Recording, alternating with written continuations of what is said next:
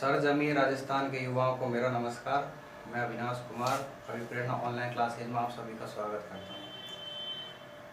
पिछली वीडियो में जो आप सभी का प्यार मिला उसके लिए बहुत बहुत धन्यवाद। इसी प्रकार से आप हमारी वीडियो देखते रहिए और इन वीडियो को आगे भी बढ़ाएं, जिससे कि और भी बच्चे ऐसे हैं जो फीस भरने में सक्षम नहीं हैं, उनको भी इन वीडियो का फ़ायदा मिल सके। और मैं 2-3 दिन से वीडियो नहीं डाल पाया था, किसी कारणवश मेरे को कहीं बाहर जाना पड़ा, तो अब हम रेगुलर वीडियो डालेंगे।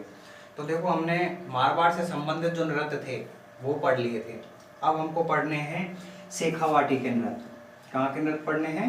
शेखावाटी के नृत्य। मैंने बताया था शेखावाटी को कहते हैं वीर प्रसूतारी धरती, और शेखावाटी के नृत्य, शेखावाटी के नृत्य पढ़ने हैं। और शेखावाटी के जो नृत्य थे उनकी मैंने तुम्हें लाइन बताई थी। कौन सी लाइन बताई थी? कि शेखावाटी का गीदड़,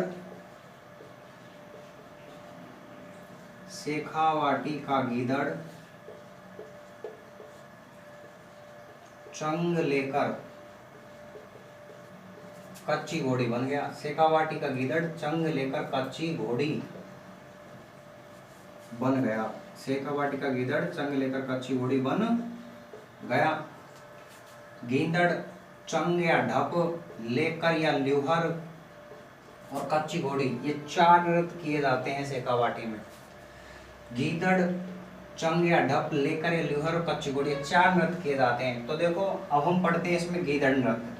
तो मैं आपको बता देता हूँ, गीदड़ नृत्य हम जब पढ़ेंगे तो गीदड़ नृत्य और चंग नृत्य, इन दोनों में बहुत सारी समानताएं हैं, कुछ समानताएं हैं, तो हम इन दोनों को एक साथ पढ़ेंगे। इनमें कुछ समानताएं, इसलिए इन दोनों को एक साथ पढ़ेंगे। तो देखो क्या क्या समानता है उसके बारे में हम जानते हैं। नंबर 1, गीदड़ नृत्य।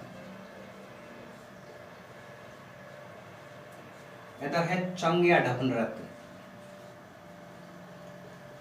चंग या ढप नृत्य,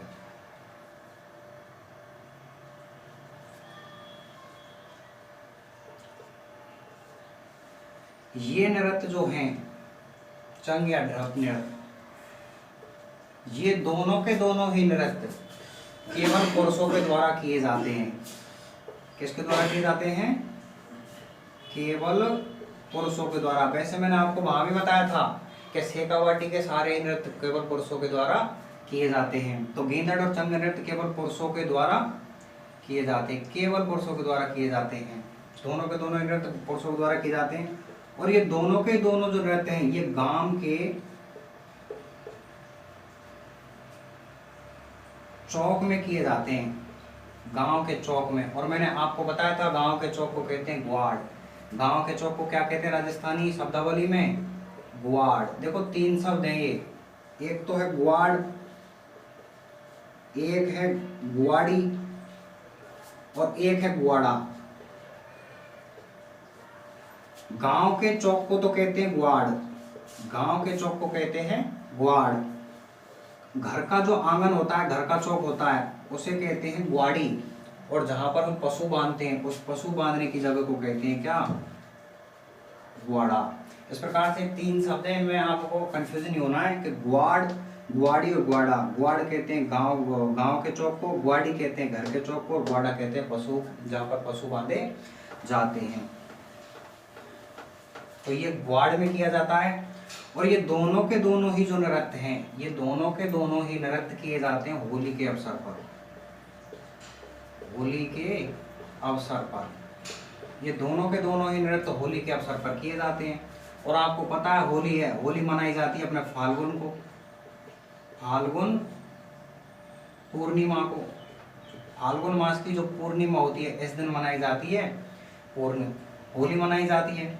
हमारे राजस्थान में होलियां हैं, कई जगह की होली है। होली तो सब जगह खेली जाती है, लेकिन 5-6 जगह जो ऐसी है जहाँ की होली फेमस है।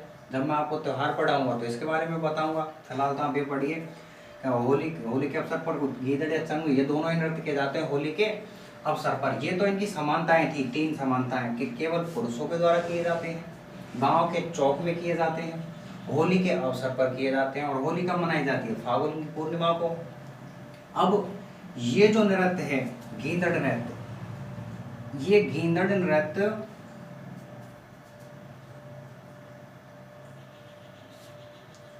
ये गींदड़ नृत्य होली के डांडा रोपण से, हम देखो गांव के रहने वाले हैं तो हमें पता हो रहता ही है कि क्या है, 1 महीने पहले डांडा रोपण किया जाता है होली का। कितने महीने पहले किया जाता है? 1 महीने। गाँव में डांडा रोपण करते हैं ना, और फिर होली के दिन उसको जलाते हैं, होली का दहन करते हैं। तो ये होली के डांडा, ये डांडा रोपण से शुरू होता है, होली के डांडा रोपण से, ये होली के डांडा रोपण से शुरू होता है। अब देखो मैं आपको बता देता हूँ, ये जो गींदड़ नृत्य है ये केवल पुरुषों के द्वारा किया जाता है, केवल पुरुषों के द्वारा किया जाता है। अर्थात इस नृत्य के अंदर जब ये नृत्य किया जाता है तो कुछ जो आदमी होते हैं वो तो पुरुष का अभिनय करते हैं, और कुछ आदमी जो होते हैं वो महिलाओं का अभिनय करते हैं। किया तो पुरुषों का हो तो वो महिलाएं भी पुरुष होती हैं, लेकिन जो पुरुष पुरुष का अभिनय करते हैं, पुरुष का अभिनय करते हैं, जो पुरुष का अभिनय करते हैं वे तो कहलाते हैं क्या? गींदड़िया। वे कहलाते हैं गींदड़िया। और जो पुरुष महिला का अभिनय करते हैं, जो पुरुष महिला का अभिनय करते हैं वे कहलाते हैं क्या? गणगौर। गणगौर या मेहरी। जो पुरुष का अभिनय करते हैं वो कहलाते हैं गींदड़िया, और जो पुरुष महिला का अभिनय करते हैं वे कहलाते हैं गणगौर या मेहरी।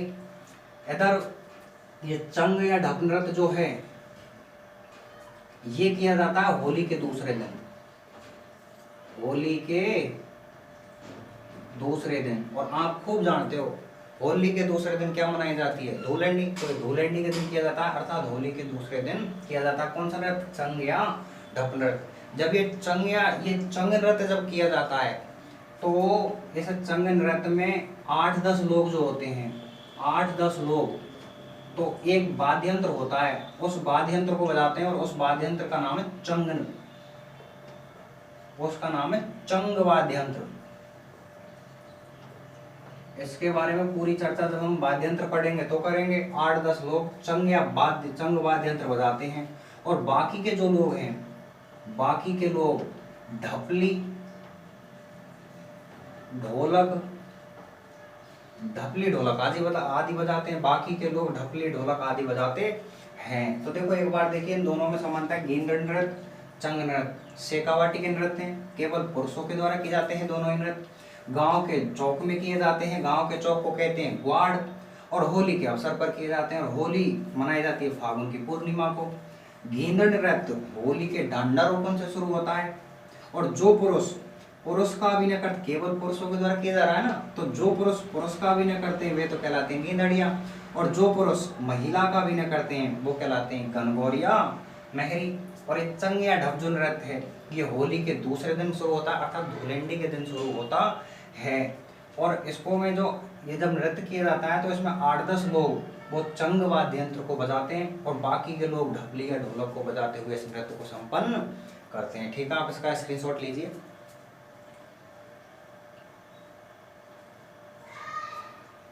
अब देखो शेखावाटी के 2 नृत्य हो गए, 4 नृत्य बताए मैंने शेखावाटी के, गींदड़, चंग या ढप, लेकर या ल्यूहर नृत्य। लेकर और ल्यूहर जो नृत्य है वो इतना इम्पोर्टेंट नहीं है, उसमें आपको 2-3 चीज याद रखनी है बस। एक तो आपको याद रखनी है उसमें कि चंग नृत्य कहाँ, वो लेकर या ल्यूहर नृत्य कहाँ किया जाता है, तो वो देखो मूलतः वो शेखावाटी का नृत्य है, शेखावाटी में किया जाता है, और केवल पुरुषों के द्वारा किया जाता है। किसके द्वारा किया जाता है? केवल पुरुषों के द्वारा किया जाता है। ठीक है, तो अब हम करेंगे कच्ची घोड़ी नृत्य। कच्ची घोड़ी नृत्य, कच्छी घोड़ी नृत्य, कच्ची नहीं होता है, कच्छी होता है, 6 कच्छी घोड़ी नृत्य इंपॉर्टेंट है भाई, इसको ध्यान रखना। ये जो शेखावाटी का जो नृत्य है कच्छी घोड़ी नृत्य, ये लोक व्यावसायिक नृत्य है। कैसा नृत्य है? राजस्थान का लोक व्यावसायिक नृत्य,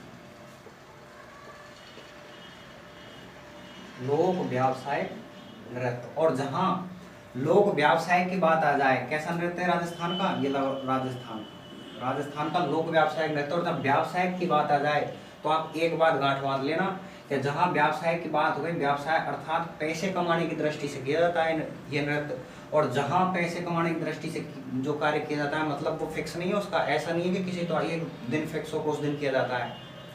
ये फिर ये जो नृत्य है, ये नृत्य पैसे कमाने की दृष्टि से किया जाता है, किसी भी अवसर पर, किसी भी मेले में और किसी भी मतलब मांगलिक अवसर पर किया जा सकता है, पैसे कमाने की दृष्टि से किया जाता है। राजस्थान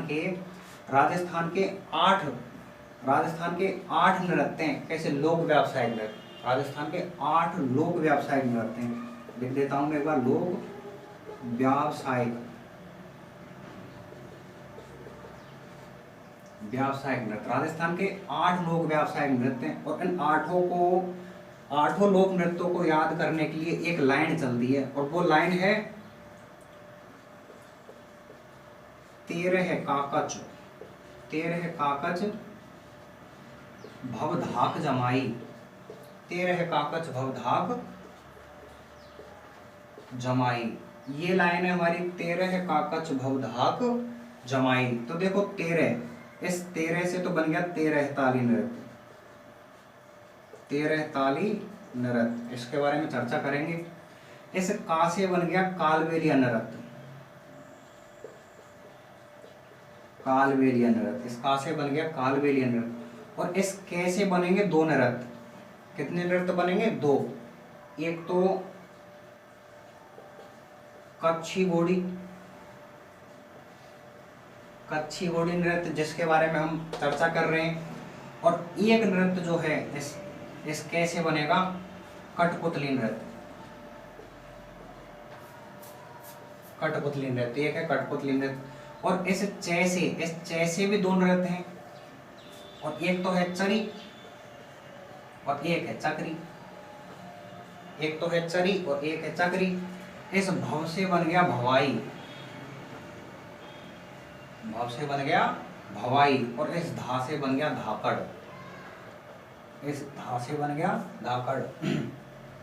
राजस्थान के 8 लोक व्यावसायिक नृत्य, और उन लोक व्यावसायिक नृत्यों को याद करने के लिए हमारी जो लाइन है, उन 8 लोक व्यावसायिक नृत्यों को याद करने के लिए हमारा जो मूल मंत्र है वो है 13 काकच भवधाक जमाई।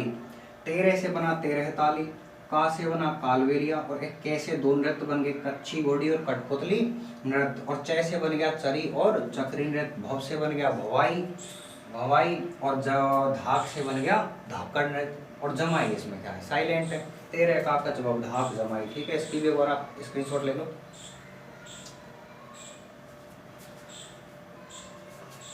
अब हम कच्छी घोड़ी नृत्य के बारे में चर्चा करते हैं।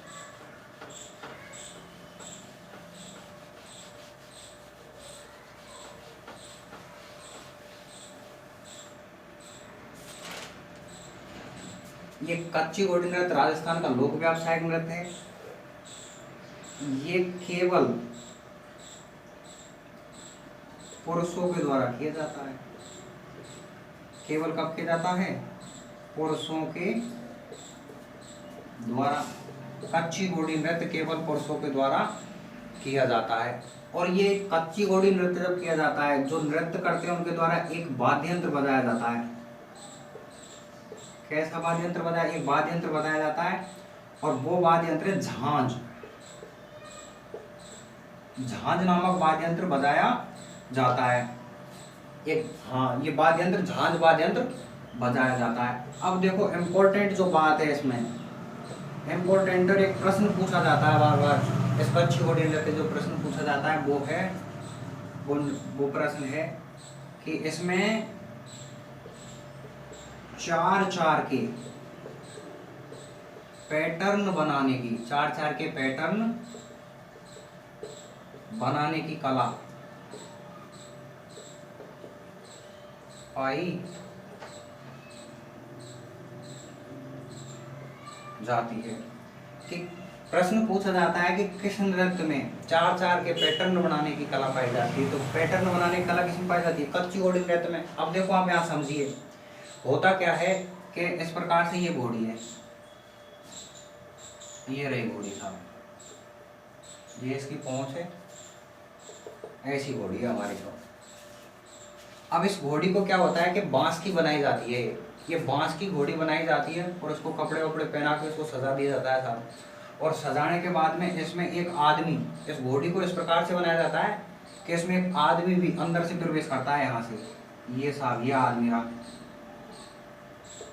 और ये आदमी नृत्य करता है इस घोड़ी के साथ, खुद नृत्य करता है। और घोड़ी मतलब ऐसा तरीका होता है मानो लग रहा हो कि घोड़ी नृत्य कर रही है।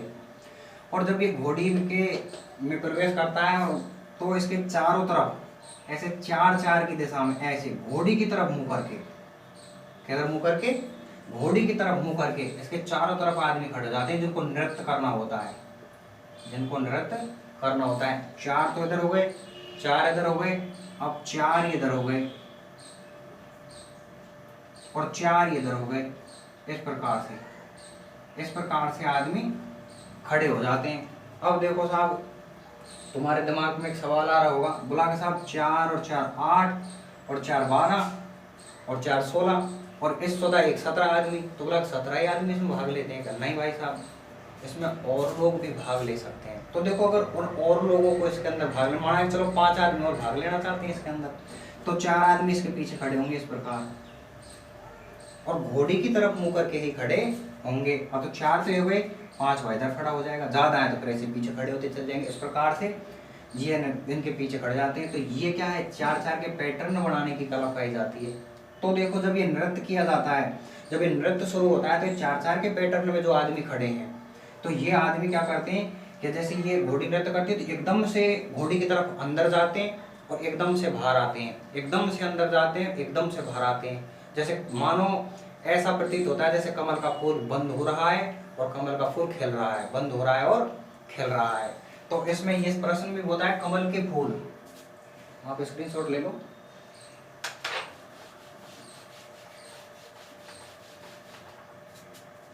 कमल के फूल के समान, कमल के फूल के समान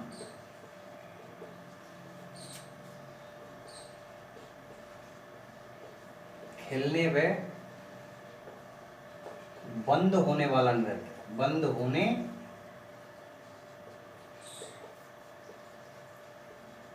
वाला नृत्य, कमल के फूल के समान खिलने में बंद होने वाला नृत्य। कौन सा नृत्य है?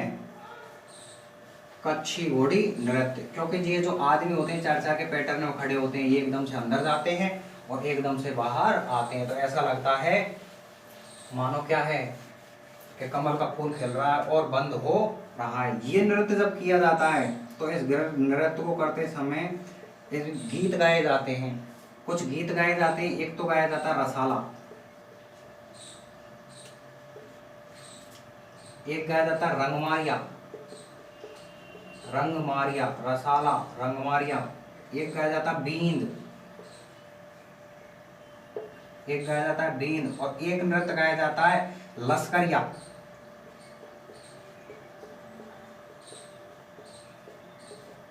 ये कच्ची घोड़ी नृत्य जब किया जाता है तो कुछ गीत गाए जाते हैं। एक तो कहता है रसाला, रंगमारिया, बींद और लश्करिया। ये 4 प्रकार के नृत्य वो गीत गाए जाते हैं। कौन कौन से गीत हैं? रसाला, रंगमारिया, बींद और लश्करिया। ठीक है, तो ये हो गया हमारा कच्ची घोड़ी नृत्य। इस कच्ची घोड़ी नृत्य में एक बार से फिर देखिए, केवल पुरुषों के द्वारा किया जाता है। झांझ नामक वाद्य यंत्र को बजाया जाता है। इसमें 4-4 के पैटर्न बनाने की कला पाई जाती है। और कमल के समान, कमल के फूल के समान खिलने में बंद होने वाला नृत्य कौन सा है? कच्छी घोड़ी नृत्य। और इसमें इसे जब करते समय जो गीत गाए जाते हैं, तो कौन कौन से गीत है? रसाला, रंगमारिया, बींद और लश्करिया नामक गीत गाए जाते हैं। ठीक है, अब आगे देखो, ये हमारे हो गए क्या? शेखावाटी के नृत्य पूरे, शेखावाटी के नृत्य पूरे हो गए। अब पढ़ते हैं हम भील जनजाति के संबंधित। आज आपको पता चलेगा अगर हम भील होते तो हमारा जनजीवन कैसा होता, किस प्रकार की हमारा रहन सहन होता। तो ठीक है, अब आप आइए एक बार देखिए भील जनजाति के, भील जनजाति के लोक नृत्य। देखो, मैं आपको एक बार भीलों के बारे में सामान्य चर्चा में बताता हूँ। भीलों का जो है, भीलों का एक मेला लगता है और वो मेला लगता है बेणेश्वर का मेला। बेणेश्वर का मेला। इस बेणेश्वर के मेले को कहा जाता है भीलों का कुंभ। भीलों का या आदिवासियों का कुंभ। भीलों या आदिवासियों का कुंभ कहा जाता है। ये नृत्य माघ मास की पूर्णिमा के दिन लगता है। ये नृत्य माघ मास की पूर्णिमा के दिन लगता है। सोम, माही व जाखम नदियों के संगम पर लगता है। और इसी ये जो नृत्य है ये नवाटापुरागाम सवाला तहसील डूंगरपुर में लगता है। इसके बारे में जब हम पढ़ेंगे ना खूब चर्चा करेंगे। अभी इसको छोड़ते हैं यहाँ पर। आपने जो भील जनजाति के नृत्य याद करने की जो लाइन पढ़ी थी वो पढ़ी थी क्या? भीलों की गैंग युद्ध करके राह में घूमने जाती है। तो पीछे से स्टार्ट करेंगे नेजा नृत्य। पहला ही स्टार्ट करते हैं नेजा नृत्य।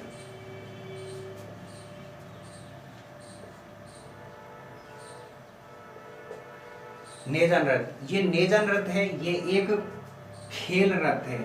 कैसा नृत्य है ये? खेल नृत्य है ये नेजा नृत्य खेल नृत्य है। तो देखो क्या होता है कि जब नेजा नृत्य किया जाता है तो सुबह के टाइम में जब क्या होता है, एक गांव के बीचों बीच में एक लट्ठा गाड़ दिया जाता है। इस प्रकार से ये लट्ठा गाड़ दिया और इस लट्ठा गाड़ने के बाद इसमें एक नारियल टांग दिया जाता है। नारियल टांगते हैं और नारियल टांगने के बाद में इस प्रकार से यूं इसके चारों तरफ महिलाएं खड़ी हो जाती हैं और बाहर की तरफ मुंह करके, किधर की तरफ मुंह करके? बाहर की तरफ मुंह करके महिलाएं, ये महिलाएं खड़ी हो गई साहब। उनका मुंह किधर की तरफ है? बाहर की तरफ मुंह करके खड़ी हो जाती हैं महिलाएं। इस प्रकार से ये बाहर की तरफ खड़ी हो गई। फिर इसके बाहर की तरफ मुंह करने के बाद एक लाइन फिर से लगती है ऐसे पूरा गोल गोल। और जब ये जो पुरुष, ये लाइन होती है पुरुषों की, ये लाइन होती है पुरुषों की। और ये पुरुष जो होते हैं इनका मुंह अंदर की तरफ होता है। इनका मुंह किधर होता है? अंदर की तरफ। इस प्रकार से इनका मुंह अंदर की तरफ होता है। होता क्या है कि ये इसमें एक शर्त होती है कि ये महिलाएं होती हैं, ये महिलाएं तो बाहर की तरफ मुंह करती हैं और ये पुरुष अंदर की तरफ मुंह करके खड़े होते हैं। और इन महिलाओं के पास होता है साहब कोड़ा। क्या होता है? कोड़ा। अब देखो इस नृत्य को करने के लिए कुछ शर्तें होती हैं। इस नृत्य को करने के लिए कुछ शर्तें होती हैं। अब ये शर्तें क्या हैं? तो देखो पहली शर्त तो है इसमें सिर्फ विवाहित लोग ही भाग लेते हैं। विवाहित लोग ही भाग लेते हैं इसमें सिर्फ और सिर्फ विवाहित लोग ही भाग लेते हैं। रडुआन को काम कतई नहीं है हमें, ठीक है। और दूसरी जो बात है इसमें, दूसरी बात है कि इसमें जोड़ा अनिवार्य है साहब। जोड़ा अनिवार्य है। जोड़ा अनिवार्य है। ऐसा नहीं है कि तुम अपनी घरवाड़ी को तो मायके के भेज दो और दूसरे के साथ पहुंच जाओ तो मौज करने के लिए, ठीक है। इसमें अपनी घरवाड़ी को ले जाना तो जरूरी है। अगर आपको भाग लेना है तो जोड़ा अनिवार्य है। तीसरी जो शर्त है वो तीसरी शर्त है, यहाँ थोड़ी तसल्ली है इस तीसरी शर्त में। और तीसरी शर्त यह है भाई साहब कि इसमें पति पत्नी जो है वो आमने सामने खड़े नहीं होते हैं, खुद के सामने दूसरे घरवाड़ी खड़ी होती है। चिंता मत करो। यहाँ क्या होता है, पति पत्नी आमने सामने खड़े नहीं होते हैं। अब देखो पति पत्नी आमने सामने खड़े क्यों नहीं होते वो आपको पता चलेगा। ये क्या होता है कि ये खेल रहे थे और खेल में तो आपको पता है एक की जीत होती है और एक की हार होती है। जब ये पुरुष क्या होता है अंदर जाने की कोशिश करते हैं, क्योंकि जो पुरुष अंदर जाकर के इस नारियल को तोड़ के नीचे ले आएगा, फोड़ देगा, वो पुरुष क्या होता है विजय घोषित होता है इसमें। अब ये पुरुष अंदर जाने की कोशिश करते हैं नहीं तो ये महिलाएं कोड़ा लेकर के खड़ी रहती हैं और इन्हें रोकने की कोशिश करती हैं। और जैसे ही अंदर जाते हैं जब देती है कोड़ा, दह कोड़ा। तो देखो अब आपको पता चल गया होगा, क्योंकि ये आमने सामने पति पत्नी आमने सामने खड़े क्यों नहीं होगा, क्योंकि इस पर जैसे मान लो चलिए पुरुष है, अब इसकी पत्नी अगर यहाँ खड़ी होती और ये इसके कोड़ा मारते जैसे क्या कहता तो तू घर चला है, तेरे को वहां बताऊंगा है। अब दूसरी पत्नी है तो उससे तो कहने का क्या, अब ये दे भी सकती है इसके कोड़ा, इसलिए इसके आमने सामने खड़े नहीं होते हैं। और जो पुरुष इन कोड़ों को सहन करते हुए अंदर चला जाता है और अंदर जा करके इस नारियल को तोड़ लेता है। वही पुरुष क्या होता है, इसमें विजयी घोषित हो जाता है। ये हो गया कौन सा, नेजा नृत्य। देखो एक बार ध्यान दीजिए, नेजा नृत्य जो है देवी जनजाति का खेल नृत्य है। इसमें एक लट्ठा गाड़ा जाता है, उसके ऊपर नारियल टांग दिया जाता है, चारों तरफ बाहर की तरफ मुंह करके महिलाएं खड़ी हो जाती हैं और उनके बाद में पुरुष अंदर की तरफ मुंह करके खड़े हो जाते हैं। इन्हें करने के लिए 3 शर्तें होती है। इसमें सिर्फ विवाहित लोग ही भाग लेते हैं, जोड़ा अनिवार्य है, पति पत्नी आमने सामने खड़े नहीं होते हैं। अब ये पुरुष जब अंदर जाने की कोशिश करते हैं इसको तोड़ने के लिए नारियल को, तो ये महिलाएं होती हैं, ये महिलाएं क्या है, उनको रोकती हैं, कोड़ा मारती हैं। और जो पुरुष अंदर जा करके और इस नारियल को तोड़ के ले आता है वो क्या होता है, विजय घोषित होता है। ठीक है, ले लो आप इसका स्क्रीनशॉट।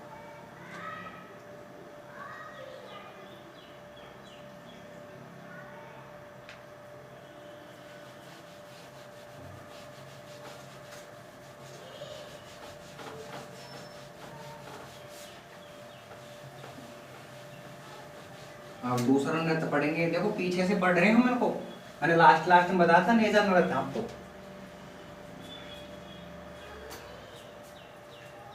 दूसरा है हाथी मना नृत्य। हाथी मना नृत्य, ये हाथी मना जो नृत्य है ये विवाह के अवसर पर किया जाता है। किसके अवसर पर किया जाता है, विवाह के अवसर पर। यह हाथी मना नृत्य विवाह के अवसर पर किया जाता है और ये एक ऐसा नृत्य जो बैठकर किया जाता है, बैठकर किया जाता है। यह हाथी मना नृत्य विवाह के अवसर पर किया जाता है, बैठकर किया जाता है। तो देखो बैठकर कैसे किया जाता है कि एक तरफ तो पुरुष गोल घेरा लगा करके खड़े बैठ जाते हैं और एक तरफ इस प्रकार से महिलाएं बैठ जाती हैं। कहीं किताबों में आपने पढ़ा होगा और पढ़ने को मिलता है, जो कुछ गाइड है उनमें कहा जाता है कि हाथी मना नृत्य के अंदर पुरुष और महिलाएं अर्धव्रत बना करके खड़ी हो जाती हैं, बैठ जाते हैं। तो देखो अर्धव्रत बना करके बैठती नहीं है, वो घेरा तो पूरा ही बनाते हैं, लेकिन यहाँ से कट गया ना, यहाँ से कट रहा है, तो इस प्रकार से वो अर्धव्रत की क्या दे देते हैं, इसको संज्ञा दे देते हैं, लेकिन अर्धव्रत बनता नहीं है। अब होता क्या है कि ये पुरुष जब बैठ जाते हैं तो बैठते बैठे नृत्य करते हैं, ऐसे घूमते हुए नृत्य करते हैं। तो ये तो इधर की तरफ ऐसे इस दिशा में नृत्य करेंगे, इस दिशा में नृत्य करेंगे। तो ये महिलाएं जो क्या होती हैं, ये महिलाएं इस दिशा में विपरीत दिशा में करती हैं इस प्रकार से। मतलब पुरुष तो इधर की तरफ जाते हैं, महिलाएं उधर से आती हैं। तो देखो इसमें 2 कंडीशन बनती हैं पुरुष और महिला के मिलने की। एक बार तो पुरुष और महिला यहाँ मिलते हैं और एक बार मिलेंगे कहाँ, यहाँ। इन दोनों जगहों पर पुरुष और महिला मिलते हैं। तो देखो ये तो पुरुषों का है गोरा घेरा और ये है महिलाओं का,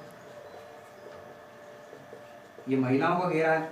और पुरुष एक बार तो पुरुष और महिला यहाँ मिलेंगे और एक बार मिलेंगे यहाँ।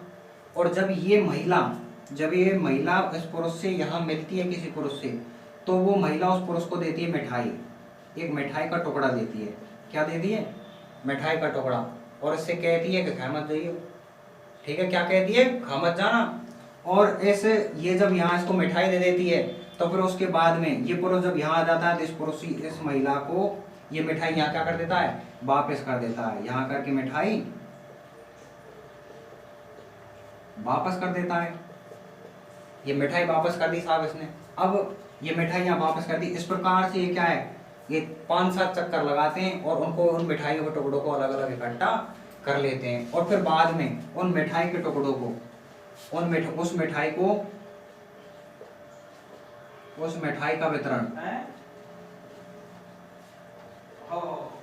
का वितरण भील बालकों में कर दिया जाता है साहब।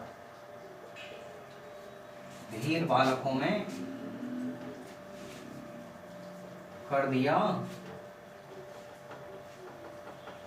जाता है। ये जो मिठाई इकट्ठी होती है इसका वितरण किन में कर दिया जाता है, भील बालकों में कर दिया जाता है। देखो ये जब एक भीलों के एक परंपरा होती है, एक संस्कार होता है, उस संस्कार का नाम है लीला मोरिया संस्कार। लीला मोरिया संस्कार। और ये लीला मोरिया संस्कार भीलों के विवाह के अवसर पर किया जाता है। कब किया जाता है? विवाह के अवसर पर। और ऐसे लीला मोरिया संस्कार के समय, विवाह के अवसर पर जो लीला मोरिया संस्कार किया जाता है, उस समय बच्चों को मिठाई का वितरण किया जाता है। मिठाई का वितरण किया जाता है। वो मिठाई कौन सी है? ये वाली जो मिठाई है, ये मिठाई क्या है? ये लीला मोरिया संस्कार के समय वितरण की जाने वाली मिठाई कौन सी है? ये वही मिठाई है जो हाथी मना नृत्य करते समय इकट्ठी की जाती है। तो ये प्रश्न पूछा जाता है कि लीला मोरिया संस्कार किस जनजाति से संबंधित है? तो भील जनजाति से। किस जनजाति से संबंधित है? भील जनजाति से। एक बार देखिए, हाथी मना नृत्य विवाह के अवसर पर किया जाता है, बैठ कर किया जाता है, दो घेरे लगा करके, एक तरफ तो पुरुष और एक तरफ महिलाएं बैठ जाती हैं और बैठते बैठे नृत्य करती हैं, विपरीत दिशा में नृत्य करते हैं। मतलब इधर की साइड तो पुरुष चलेंगे और इधर की साइड से कौन आएंगे? महिलाएं। ये महिला जब यहाँ एक महिला पुरुष से आकर के मिलती है तो इससे मिठाई, इसको मिठाई देती है और यहाँ इससे वापस लेकर के उनको इकट्ठी कर लेती है और उस मिठाई का वितरण भील बालकों में, बाद में भील बालकों में कर दिया जाता है। ठीक है, इसका ले लो आप स्क्रीनशॉट।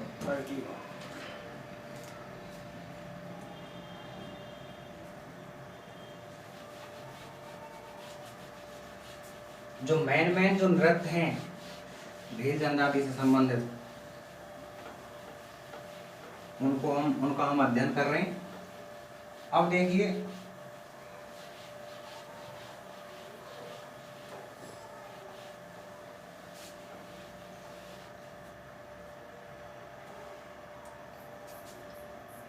अब जो नृत्य पढ़ेंगे हम वो है गंवरी। गंवरी नृत्य। कौन सा नृत्य है? गंवरी नृत्य। ये गंवरी नृत्य जो है, इस गंवरी नृत्य को कहते हैं चंग नृत्य। क्या कहते हैं? नहीं सॉरी, राई नृत्य। राई नृत्य। मैंने आप जब को वो लाइन बताई थी तो उसमें अलग अलग बताए थे, गंवरी नृत्य और राई नृत्य। ये गंवरी और राई नृत्य दोनों के दोनों ही एक ही नृत्य हैं। मैं आपको बता देता हूँ, राजस्थान की साहित्यिक शब्दावली, पारिवारिक शब्दावली में, राजस्थानी पारिवारिक शब्दावली में तो इसको कहा जाता है क्या? गंवरी। और भीलों की शब्दावली में, भीलों की शब्दावली में से कहा जाता है राई। अर्थात राजस्थान में इसको राई कहा जाता है, गंवरी कहा जाता है, और भीलों के द्वारा इसी को कहा जाता है राई नृत्य। दोनों बात एक ही है। ठीक है,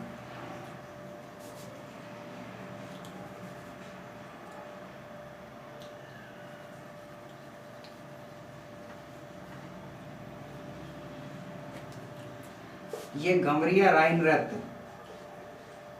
धार्मिक नाटकों का, धार्मिक, ये मोस्ट इंपॉर्टेंट है बेटा। ये जो नृत्य है गंवरी नृत्य, ये इंपॉर्टेंट नृत्य है। इससे प्रश्न काफी बार पूछे थे, क्योंकि ये धार्मिक नाटकों का एक रूप माना जाता है। एक रूप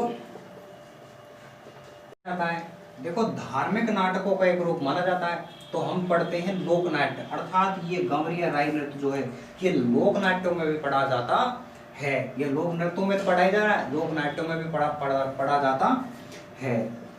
ये गंवरी नृत्य, ये गंवरी जो नृत्य है, ये भस्मासुर, भस्मासुर की पौराणिक,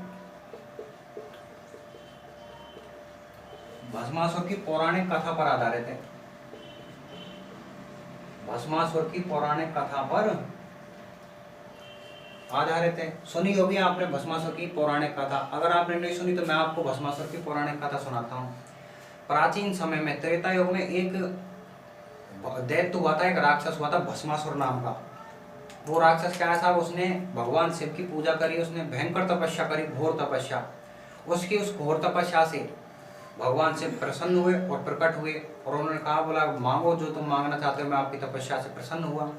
तो भस्मासुर ने कहा, बोला कि मेरे को आप भगवान परमेश्वर, मेरे को आप ऐसा वर दीजिए जिससे कि मैं जिसके सर पर हाथ रखूं, जिसके सर पर हाथ करूं, वही क्या हो जाए? भस्म हो जाए, जल करके राख हो जाए। भगवान शिव तो भोले भंडारी है, उन्होंने कुछ सोचा समझा है नहीं और उससे कहा, बोला तथास्तु। अब भगवान शिव ने उसको एक वरदान तो दे दिया, सोचा समझा थे नहीं। अब ये तो राक्षस प्रवृत्ति का था। उसने कहा, बोला साहब आप रुकिए, हाँ, क्योंकि ये तो हम तो भारतीय है, भारत के लोग हैं, और जब तक हम बैलेंस डलवाने जाते हैं ना मोबाइल पे, तो जब तक मोबाइल में पहले पैसों का मैसेज नहीं आता था तब तक मोबाइल वापस नहीं आते, तो हम तो क्या मान जाएंगे। तो उसने कहा किससे?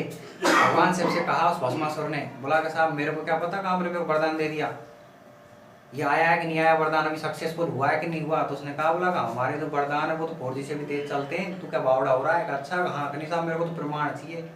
क्या? तो ले ले प्रमाण, कैसा चाहिए तेरे को बता। तो उसने कहा कि साहब मैं तो सबसे पहले, उस भस्मासुर ने भगवान शिव से कहा कि मैं सबसे पहले आपके सर पर ही हाथ रखूंगा। अब साहब घबरा गए भगवान, तो सिर्फ भगवान घबरा गए। अब भगवान वहां से भागने लगे, आगे आगे भगवान जी, सिर्फ भगवान, आगे आगे महादेव और पीछे पीछे भस्मासुर, आगे आगे महादेव और पीछे पीछे भस्मासुर। महादेव जी करे आज तो भाई पल्ले है गया, आज मैंने कर क्या दिया है। और आगे आगे जाए, इस बात का पता लगा किसको? विष्णु भगवान को। तो विष्णु भगवान को पता चला, और एक त्यारी आज तो खतरनाक मामला हो गया। तो विष्णु भगवान ने एक अप्सरा का रूप धारण किया, और अप्सरा का रूप धारण करने के लिए, और अप्सरा का रूप धारण करके, और वो सब महादेव और इस भस्मासुर के बीच में आ गए, महादेव और भस्मासुर के बीच में आ गए, और बीच में आकर के और नृत्य करने लगे। और अप्सरा भी कैसी? बहुत ही सुंदर अप्सरा। आपको पता है सौंदर्य व्यवस्था के समय तो, सौंदर्य व्यवस्था के सामने तो अच्छे अच्छे फैल है। भस्मासुर ने कही, बोला कि यार छोड़ते हैं अपन महादेव जी को, तो इसको तो बाद में देंगे, पहले इसको देखते हैं जो रुपये कतई। और उसको देखने लग गए साहब, और इतने मशगूल हो गए उसके साथ कि वो महिला जो थी, वो अप्सरा जो थी, वो नृत्य कर रही थी विष्णु के रूप। विष्णु जो थे वो तो भगवान विष्णु थे अप्सरा के रूप में। अब जिस प्रकार से साहब वो अप्सरा डांस करे, उसी प्रकार से भस्मासुर भी डांस करे। जिस प्रकार से वो कमर हिलाए तो भस्मासुर भी कमर हिलाए, जिस प्रकार से वो हाथ हिलाए तो वो हाथ हिलाए। भस्मासुर मदमस्त हो गए। उस अप्सरा ने एक मुद्रा ऐसी की कि उसने अपना हाथ, क्योंकि वो तो उसके साथ कमर हिला रहा था, उसने एक हाथ अपने हाथ के ऊपर, उस अप्सरा ने अपना हाथ उसके सर के ऊपर लाया। ऐसे साहब भस्मासुर अपने सर के ऊपर हाथ लेके आए। भस्मासुर को इस बात का तो पता नहीं रहा था, वो तो अप्सरा के साथ मशगूल हो गए थे। और वो ऊपर जैसे हाथ लाए तो भस्मासुर उस हाथ के साथ ही क्या हो गए? जल करके भस्म हो गए। और इस प्रकार से विष्णु भगवान ने महादेव जी को बचाया था। ये कौन सी पौराणिक कथा है? भस्मासुर की पौराणिक कथा, इसके ऊपर आधारित है क्या? ये गमरिया राई नृत्य। इसमें ये राजस्थान ये जो नृत्य है, ये 1.25 महीने तक किया जाता है। कितने महीने तक किया जाता है? 1.25 महीने तक किया जाता है। तो राजस्थान का एकमात्र नृत्य जो कितने महीने तक किया जाता है? 1.25 महीने तक किया जाता है। ये 1.25 महीने तक किया जाता है। और 1.25 महीने तक किया जाता है यानी कि 40 दिन तक। कितने दिन तक किया जाता है? 40 दिन तक। और ये किया जाता है श्रावण, ये किया जाता है श्रावण और भादवे के महीने में, भाद्रपद, सावन और भादो के महीने में किया जाता है। ये सावन के महीने में किया जाता है लास्ट के 10 दिन में, अर्थात शुक्ल पक्ष के 10 दिन में 10 दिन किया जाता है। और भाद्रपद के 30 दिन किया जाता है नृत्य। गवरी या राई नृत्य जो है धार्मिक नाटकों का एक रूप माना जाता है। भस्मासुर की पौराणिक कथा पर आधारित है। राजस्थान का एकमात्र नृत्य 1.25 महीने तक किया जाता है। एकमात्र नृत्य जो कितने दिन तक किया जाता है? 1.25 महीने तक। श्रावण और भादवों के महीने में, श्रावण के लास्ट के 10 दिन और भादवों के पूरे 30 दिन ये नृत्य किया जाता है। ठीक है। अब ये नृत्य जो है, मैं इसको मिटाता हूँ।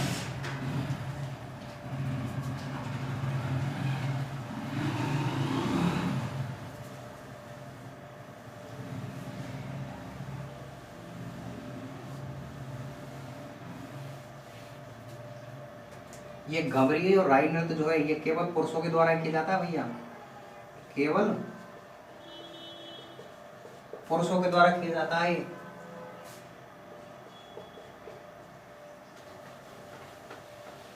अब इस नृत्य को करते हैं तो जो पुरुष शिव का अभिनय करते हैं, जो पुरुष शिव का अभिनय करते हैं वो तो कहलाते हैं क्या? पूरिया। वो कहलाते हैं पूरिया। और जो पार्वती का अभिनय करते हैं, जो पार्वती का अभिनय करते हैं, जो पुरुष शिव का अभिनय करते हैं वो कहलाते हैं पूरिया। और जो पार्वती का अभिनय करते हैं वो कहलाते हैं क्या? गौरी।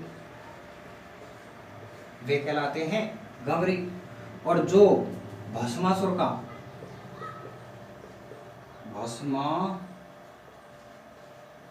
भस्मासुर का अभिनय करते हैं वो कहलाते हैं क्या?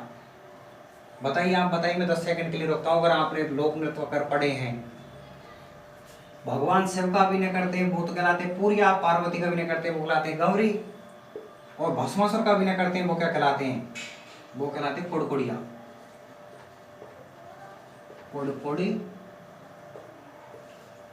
कुड़कुड़िया वो कहलाते हैं कुड़कुड़िया। अब देखो, इस राई या गौरी नृत्य में जो प्रश्न पूछा जाता है वो प्रश्न है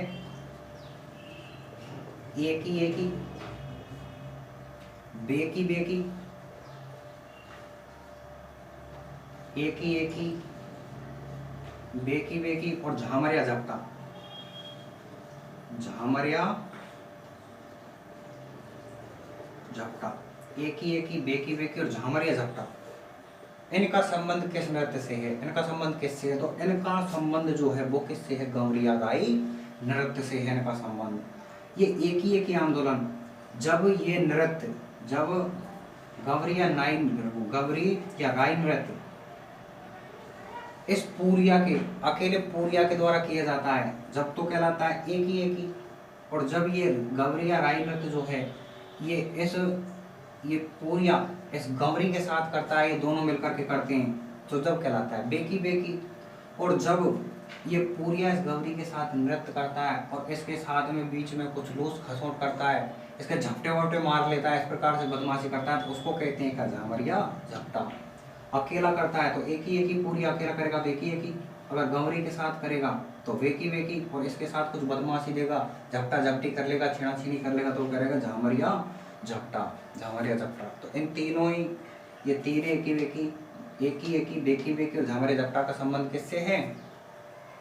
इसका संबंध है राई या गंवरी नृत्य से।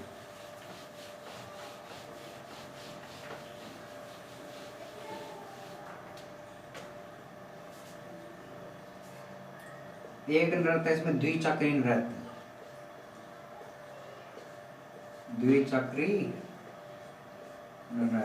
ये नृत्य जो है मांगलिक, हाँ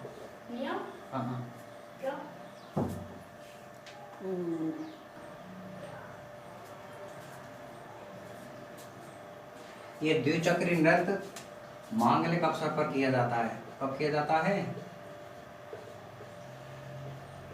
मांगलिक अवसर पर किया जाता है। इसमें क्या होता है?